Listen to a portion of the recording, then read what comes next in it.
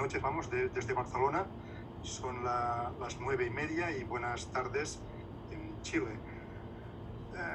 Buenas noches, autoridades académicas, panelistas y espectadores. Y debo manifestar para empezar mi enorme satisfacción y mi gran honor sincero de participar en este evento realmente internacional. Es impresionante la procedencia, la pluralidad de procedencias de los ponentes. Y agradezco a la doctora Algueta y al doctor Palma y al resto de su comité científico la admisión de mi propuesta de ponencia que convirtieron en conferencia. Voy a compartir la pantalla con la presentación. Espero que se vea, supongo que sí.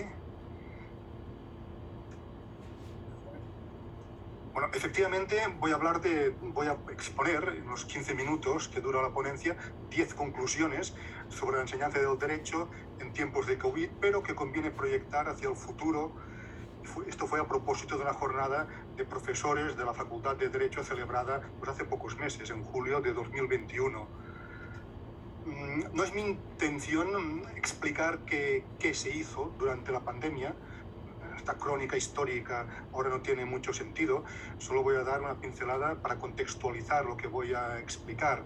La pandemia lo alteró todo, pero alteró también la docencia durante 3 semestres, durante un curso y medio. En España, el Estado decretó el estado de alarma, pero cada región autónoma, cada autonomía y cada universidad decidieron cómo abordar la docencia durante este periodo de pandemia. Y en este contexto se dictaron, por parte de cada universidad sobre todo, se dictaron directrices académicas y organizativas, pero no se dictaron en ningún caso directrices estrictamente docentes, digamos que pedagógicas, didácticas, sobre recursos, etc. Se organizaron numerosos cursos de formación multidireccionales, cursos de formación de muchísimas temáticas directamente o indirectamente vinculadas a la docencia en tiempos de pandemia, docencia online. Se hicieron ingentes recopilaciones de recursos y sobre todo fue importante la iniciativa individual del profesorado, al principio totalmente improvisada y algo caótica, porque de un día a otro se cerró la universidad y todos empezamos a dar docencia en formato online que desconocíamos, por lo menos los profesores de las universidades presenciales. A nivel institucional, cuando se reintrodujo la docencia híbrida, medio presencial, medio online, se instalaron cámaras de grabación y audio en todas las aulas, cámaras panorámicas que podían enfocarse, etc., y sistemas de videoconferencias integrados en el campus virtual. Y a nivel individual, o como máximo departamental, pero sobre todo individual, hubo una absoluta diversidad y pluralidad de iniciativas, absoluta. Iniciativas, algunas innovadoras, muchas tecnológicas, pero también iniciativas tradicionales, en el sentido, por ejemplo, de que no fueron pocos los profesores que repitieron la clase que estaban acostumbrados a impartir en formato magistral presencial, hicieron lo mismo en formato online. Y por tanto no fue raro, tampoco habitual, pero no fue raro ver sesiones online del busto parlante de 2 horas. Y esto efectivamente tenía varios problemas. Bueno, esta diversidad de actuaciones condujo a la celebración de una jornada de debate y reflexión el 3 de julio de 2021. Y de este debate, digamos, dedujimos 10 conclusiones, pero que creemos que son significativas, no digo importantes, significativas, para proyectarlas en un futuro. No como crónica, repito, de lo que se hizo, sino de lo que vendrá a partir de ahora. Y son conclusiones que están muy en sintonía con algunos de los ejes de este congreso. El primer paquete es que se elaboraron nuevos materiales docentes de todo tipo. Y en segundo lugar, que la mayoría de estos recursos que fueron elaborados eran de carácter audiovisual. Se subieron vídeos a YouTube, se rescataron vídeos existentes, se desarrollaron y produjeron vídeos domésticos, caseros, se produjeron y difundieron vídeos de las clases híbridas que habían sido grabadas, se subieron a internet, se difundieron PowerPoints, presentaciones con vídeo y audio, etc.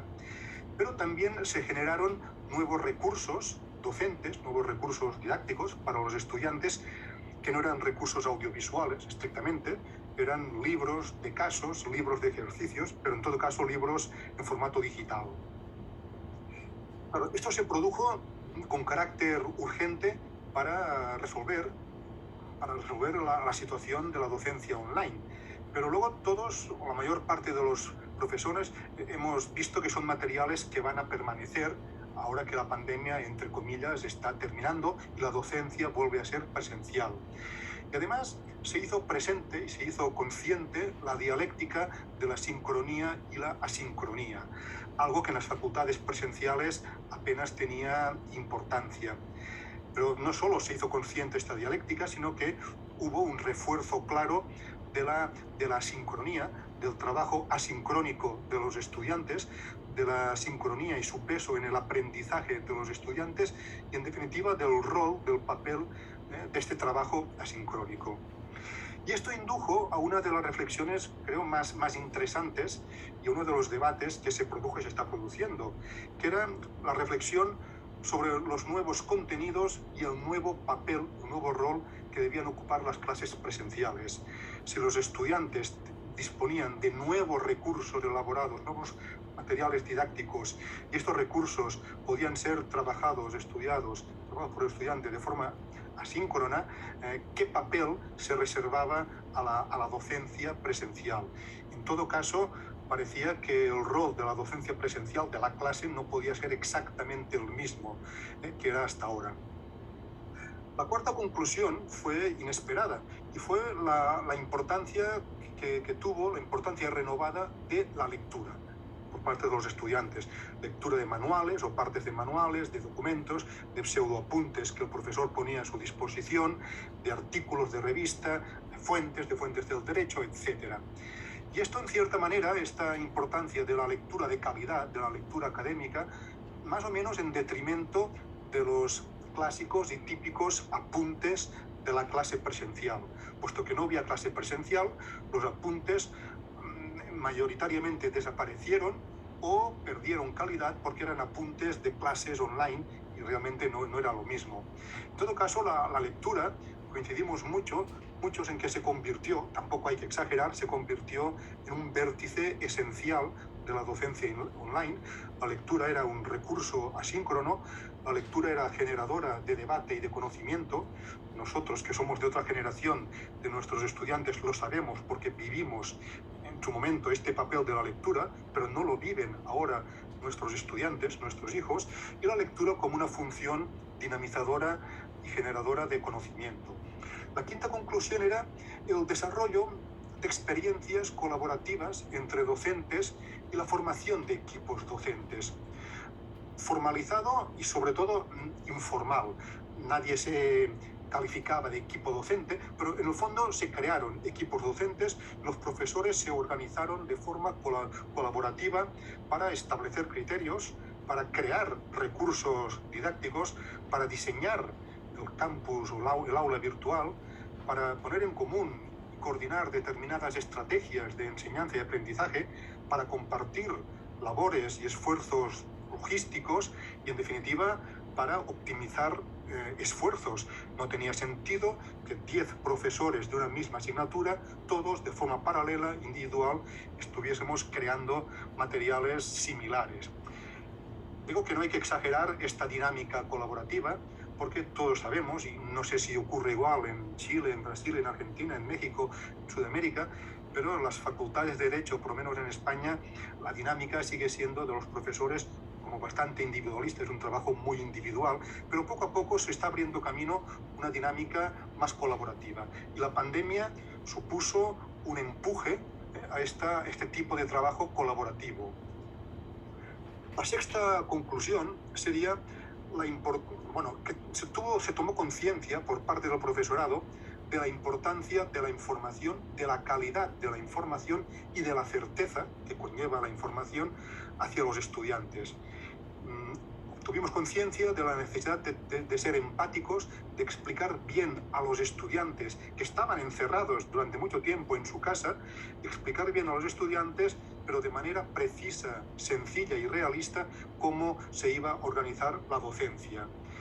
Por tanto, en ese momento, pero esto creo que se debe proyectar al futuro y sobre todo a estudiantes de los primeros cursos de universidad, creo que nos estamos obligados de forma real a ofrecer instrucciones, pautas de cómo se va a desarrollar la docencia, pero pautas que sean realistas, que cuenten la realidad de lo que se va a hacer y que no sean los típicos y meros instrumentos administrativos del plan docente, de la guía, que a veces están algo divorciados de la práctica docente real. Y además obtuvo mucha importancia el feedback que el profesor establecía con los alumnos. Este feedback era imprescindible, como toda la comunicación, en el momento de la pandemia. Pero el feedback del profesor con el estudiante es también necesario en una nueva docencia del derecho en que, como veremos, el estudiante desarrolla actitudes autónomas de aprendizaje, como ahora mismo veremos. Y por tanto creíamos que hacía falta una actitud proactiva del profesor y no solo actuar la tutoría, que es intrínseca a la función docente, no solo actuarla a demanda. La séptima conclusión sería el relieve que tomó. O sea, se estuvo tomando conciencia de cosas, de términos, de categorías que ya conocíamos, si ustedes quieren, ¿verdad?, que eran evidentes, pero eran minoritarias. Y ahora se tomó importancia del trabajo y del aprendizaje autónomos de los estudiantes, de lo importante que era eso. El aprendizaje autónomo, es una obviedad, no significa abandonar al alumno de forma deliberada en una selva y que se espabile de forma autónoma o independiente. No es eso.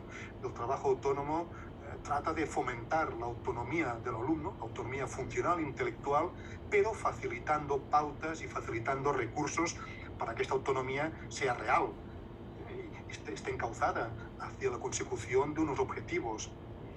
Pero es que además fomentar la capacidad del trabajo y del aprendizaje autónomo, además, por lo menos en España, es una competencia profesional y académica que está descrita en los planes de estudio, pero que no siempre, lo que decíamos del divorcio entre los documentos oficiales y la práctica académica, esta competencia está escrita, pero no siempre hay políticas docentes que intenten llevarla a la práctica. Pero además, el trabajo o la actitud de aprendizaje autónomo es también una competencia y una actitud vital para la vida.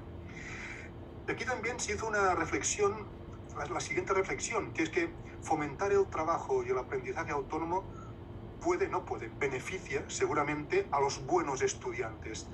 Porque el buen estudiante que tiene recursos, o tiene actitud, o tiene disciplina, o tiene mentalidad para trabajar de forma autónoma, esto le fomenta el aprendizaje profundo.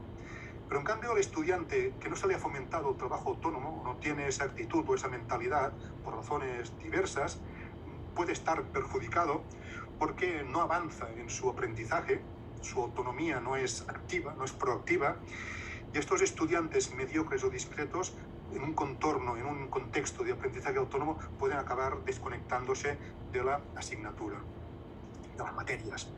La octava conclusión era que todos vivimos un uso más intencional de la clase en sus distintos formatos. Hasta ese momento, todos los profesores estábamos siguiendo las clases, impartiendo las clases de una forma más o menos por inercia, por tradición. Pero la pandemia nos obligó a poner una intención, a intensificar la intencionalidad de la clase. Y nos planteamos que existen muchos tipos de clase: la clase magistral o teórica, la práctica, la sesión de trabajo, que puede ser práctica, la clase tipo seminario, la clase de resolución de dudas, la clase de debate con lecturas o sin lecturas previas, el trabajo en grupo, la clase de ampliación de materia, la clase híbrida, teórica y aplicada, y la combinación de todos estos formatos. Tomamos conciencia de todos estos formatos. Los profesores optaron de forma deliberada y voluntaria por un formato u otro, por una combinación para conseguir también sus objetivos. Y paralelamente irrumpió casi de forma involuntaria la famosa aula inversa, donde el profesor, en un contexto online, mandaba tareas a los estudiantes y en las clases online resolvían estas tareas. La novena conclusión era también una utilización selectiva e intencional, más intencional que ahora, de las TIC, de las tecnologías de la comunicación, más allá de las habituales. Y por otra parte, un uso intensivo y casi exclusivo del campus virtual. Pero claro, la utilización intensiva y selectiva de TIC y de campus virtual, coincidimos todos que exigía una reflexión. Miren ustedes que la combinación del perfil del nuevo estudiante, del nuevo alumno hoy, los nuevos recursos audiovisuales, las nuevas metodologías lúdicas, la gamificación, la ludificación, etc., y el papel esencial que tienen las redes sociales entre los estudiantes, la combinación de estos elementos puede ser explosiva, es compleja por lo menos, y exige nuestra reflexión. Nuestra reflexión porque se producen diversos dilemas y podemos valorar pros y contras de esta intensificación de lo digital, de lo online. Y se puede caer, por supuesto, en el riesgo de la trivialización de la docencia de una materia como la jurídica, que tiene un contenido conceptual enorme. Y no debemos olvidar también una derivación social que vivimos los profesores, que es la brecha digital enorme que existe entre los estudiantes y la evidencia de que no hay, tampoco en España ni en Barcelona, un acceso universal a Internet de calidad. Voy acabando. Todos los participantes en la jornada que les conté de verano de 2021 estuvimos de acuerdo en que habíamos introducido numerosos cambios, pero sobre todo lo significativo es que estos cambios van a permanecer en la docencia de la etapa post-COVID, cambios en metodologías, cambios en recursos, cambios en forma de evaluar. Y claro, esto nos induce a preguntarnos si con todos estos cambios que vamos a introducir sigue siendo coherente el nuevo, post-pandemia, ecosistema docente o educativo que estamos ahora viviendo de nuevo. Claro, intercambiar unas piezas por otras, piezas de metodologías, insisto, piezas de recursos, piezas de evaluación, cambiar todas estas piezas, claro, no es algo neutro ni inocuo, sino que tiene consecuencias en el ecosistema, si me permiten la metáfora. Y con esta diapositiva termino y voy a reproducir una explicación de un pedagogo australiano, John Biggs, que la publicó en 1999. El libro se puede encontrar en español, editorial Narcea, en 2006. Es un libro magnífico que recomiendo. Y explica Biggs que en la docencia, explica muchas más cosas, pero explica que en la docencia por lo menos hay tres grandes elementos o ingredientes, que son los objetivos de aprendizaje, aquello que pretendemos, las intenciones formativas. El segundo bloque, que son dos, sería la metodología que utilizamos y los recursos que también que ponemos en práctica, y el tercer elemento sería la evaluación. Pero dice Biggs que todos manejamos realmente estas tres piezas. Cualquier docente, de forma consciente o inconsciente, explícita o implícita, está utilizando unos objetivos, quizá no es consciente de ello, pero los tiene, utiliza una metodología, utiliza unos recursos, aunque sea su voz, su clase, y utiliza una evaluación.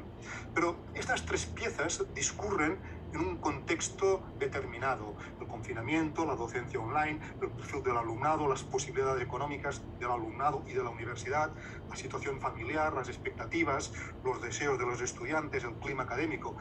Todo esto es el contexto en que transcurren.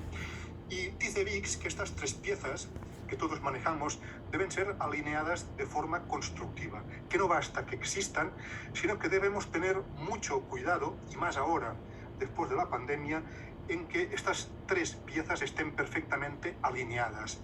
Debemos plantearnos unos objetivos explícitos, conscientes, deliberados de aprendizaje, pero no cosas genéricas y abstractas, más precisos. De estos objetivos derivan, en función de los objetivos, derivan unas metodologías y unos recursos, y estos objetivos y estas metodologías y estos recursos exigen una evaluación, siendo conscientes, como insiste Biggs, que la evaluación es el pivote de la actuación de los alumnos. De nada sirve que planteemos grandes objetivos, grandes metodologías y grandes recursos si la evaluación va por otra parte y discurre por otra línea. Por tanto, una buena docencia pasa, entre otras cosas, por una perfecta alineación constructiva. Bueno, he pasado algo de los 15 minutos, me disculpo por ello y muchas gracias por su atención. Les dejo ahí mi correo por si podemos algún día interlocutar. Saludos y hasta muy pronto.